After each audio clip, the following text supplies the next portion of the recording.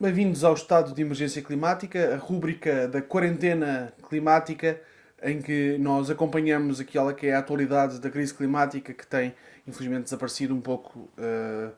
da imprensa e dos jornais. E vamos falar de um fenómeno que historicamente tem muito conteúdo, até bíblico, as pragas de gafanhotos. Neste momento está a ocorrer a maior praga de gafanhotos do último século no Quénia, mas também que está a atingir vários países como o Irão, o Bahrein, a Índia, o Paquistão e em África, Etiópia, Eritreia, Somália, Sudão, República Democrática do Congo. No Quénia tem sido os principais, o país principalmente afetado, sendo que há ondas de gafanhotos de cerca de 60 por 40 quilómetros de área.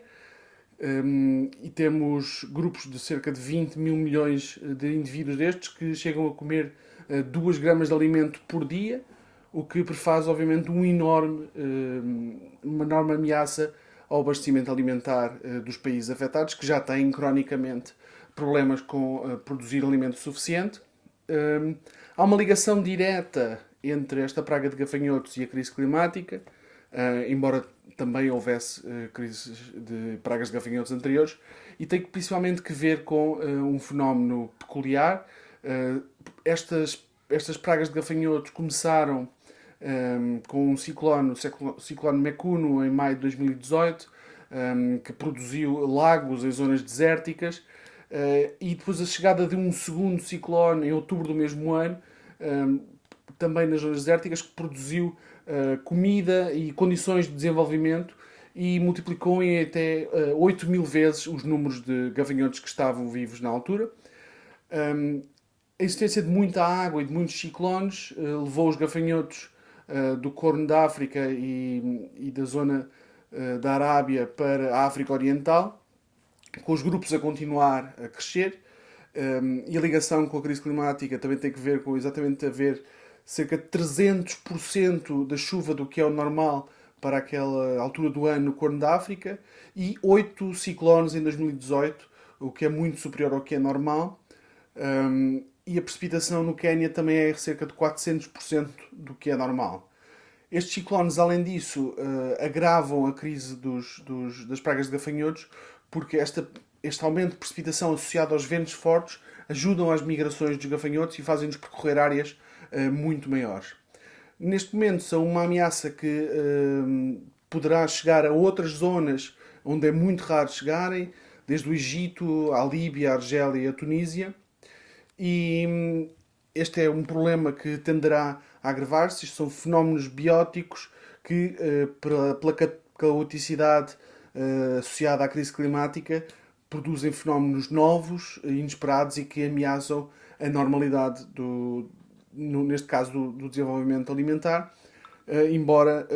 haja neste momento pelo menos algumas soluções práticas que podem minimizar um pouco essa crise alimentar. Em outras notícias, os polos estão a derreter cerca de 6 vezes mais rápido do que na década de 90, não a era pré-industrial, e este é o pior cenário dentro do espectro das previsões dos relatórios do painel intergovernamental para as alterações climáticas, o IPCC, sendo que o principal fator neste momento para esse derretimento é o degelo da Groenlândia, é o principal fator, sendo que também o degelo da Antártida é particularmente grave. Estamos também a viver um momento de seca em Portugal, no Alentejo e no Algarve em particular.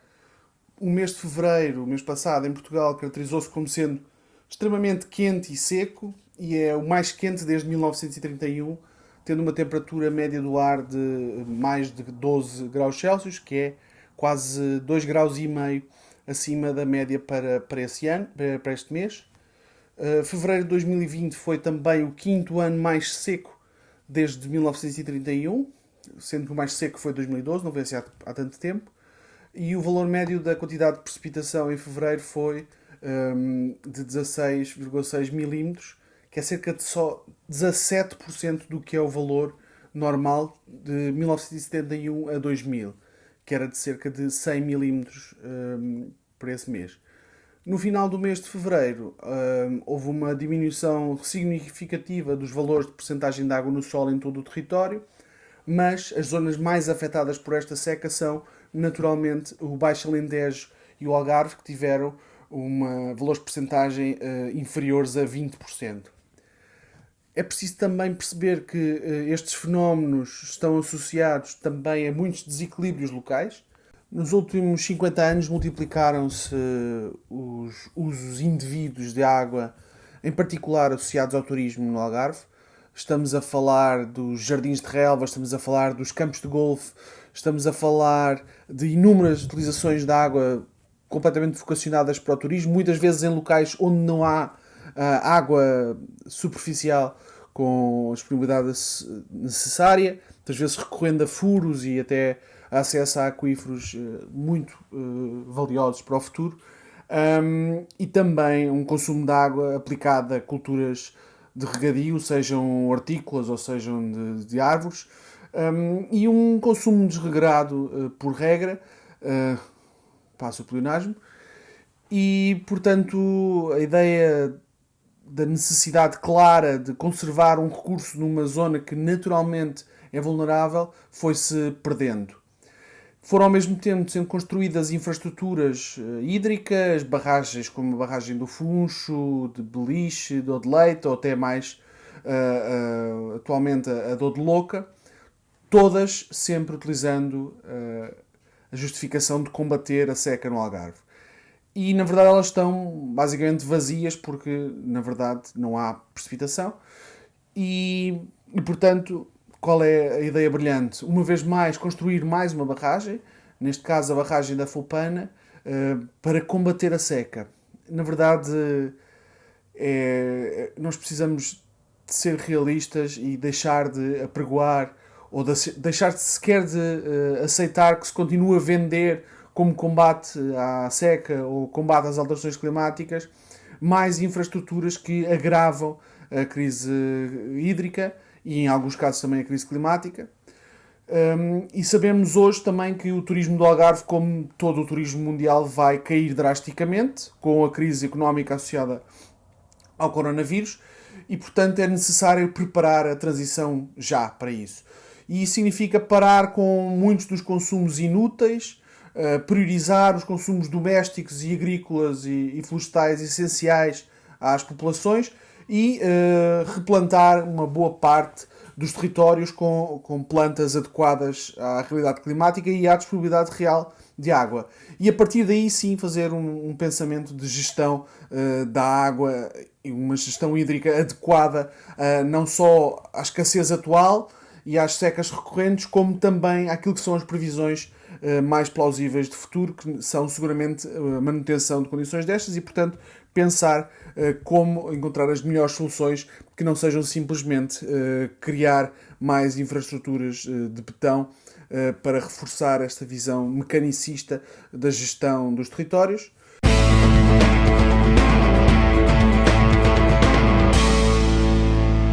Este foi mais um estado de emergência climática e termina assim o segundo episódio da quarentena climática do Climáximo. Podem seguir-nos pelo Facebook, pelo Instagram, pelo Twitter e pelo Spotify. Vemo-nos em breve. Até já.